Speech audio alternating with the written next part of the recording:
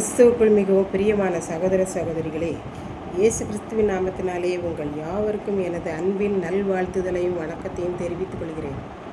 இன்றைய பகலின் குளிர்ச்சியான நாளின் தியான வசனம் லூக்கா எழுதின சுவிசேஷம் 12ஆம் அதிகாரம் 31ஆம் வசனம்.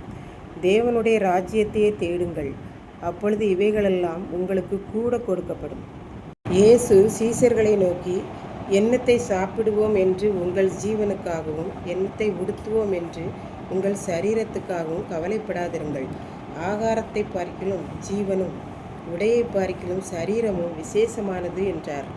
காகங்களை நாம் கவனித்து பார்ப்போமானால் அவைகள் மனிதனைப் போல விதைக்கிறதில்லை, அறுக்கிறதும் இல்லை, களஞ்சியமும் இல்லை, பண்டகசாலையும் இல்லை. அப்படி ஒன்றுமில்லாத அவைகளையும் தேவன் பிழைப்பூட்டுகிறார்.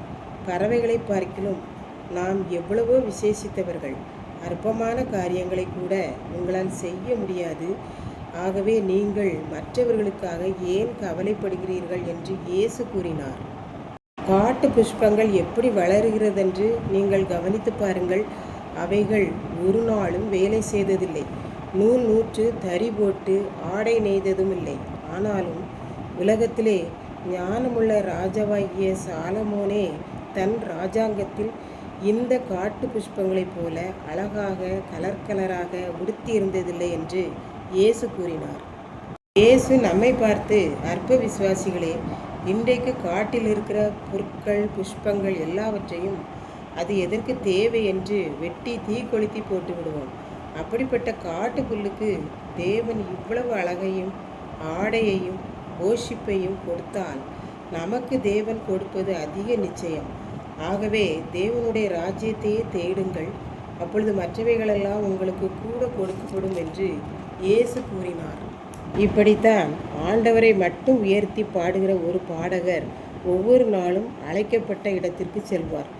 அழகான குரலில் இயேசுவை உயர்த்தி பாடுவார். முடிந்த பின்பு மக்கள் கொடுக்கும் காணிக்கையை வாங்கி வந்து அவருடைய குடும்பம் ஓடிக்கொண்டிருந்தது. ஒவ்வொரு நாளும் அவருடைய குடும்பத்தை ஆண்டவர் நடத்தினார். ஒரு நாள் அவர் பிள்ளைகளுக்கு சாப்பிட ஒன்றுமில்லை. அன்று இரவு ஒரு ஊருக்கு சென்று அந்த சபையின் பண்டிகையில் பாடச் செல்ல வேண்டும். அப்பா, இன்று இரவு நாங்கள் எப்படி சாப்பிடுவது? அம்மா என்ன செய்வதென்று தவிக்கிறார்கள் என்று பிள்ளைகள் கூறினார்கள். இதை கேட்டதும் வீட்டின் நிலையையும் பிள்ளைகளின் நிலைமையையும் அறிந்து உள்ள உடைந்து முழங்கால் படியிட்டு, இயேசுவே, இன்று நான் ஒரு சபையில் உம்மை உயர்த்தி பாட வேண்டும். அதற்காக நான் செல்லுகிறேன். நான் உம்மை பாடச் செல்லுகிறேன். நீர் என் பிள்ளைகளையும் மனைவியையும் போஷித்து நடத்தும் என்று ஜெபித்து விட்டு சென்றார். இரவு வந்தது. சாப்பிடுவதற்கு பிள்ளைகள் முன் வைக்க எதுவும் இல்லை. ஆகவே அந்த அம்மா பிள்ளைகளை அழைத்தார்கள். வட்டமாக முழங்கால் படியிட்டு, நாம் ஏசப்பாவிடம் ஜெபிப்போம், ஏசப்பா நமக்கு சாப்பாடு தருவார் என்று கூறி ஜெபித்து முடித்தார்கள். கதவு தட்டப்பட்டது. வெளியே வந்து பார்த்தால் ஒரு திருமண வீட்டில் பிரியாணி மீதமாயிற்று. இயேசு உங்கள் வீட்டில் கொடுக்க சொன்னார் என்று கூறி கொடுத்துவிட்டு சென்றார்கள்.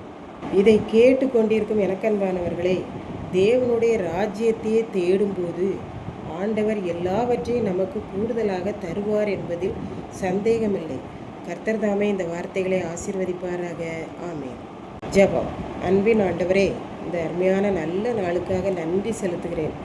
இப்போதும் இதை கேட்டு கொண்டிருக்கிற ஒவ்வொரு பிள்ளைகளும் உம்முடைய ராஜ்யத்தையே தேட அருள் புரியும். இயேசு கிறிஸ்துவின் மூலம் வேண்டிக் கொள்கிறேன் பிதாவே. ஆமென்.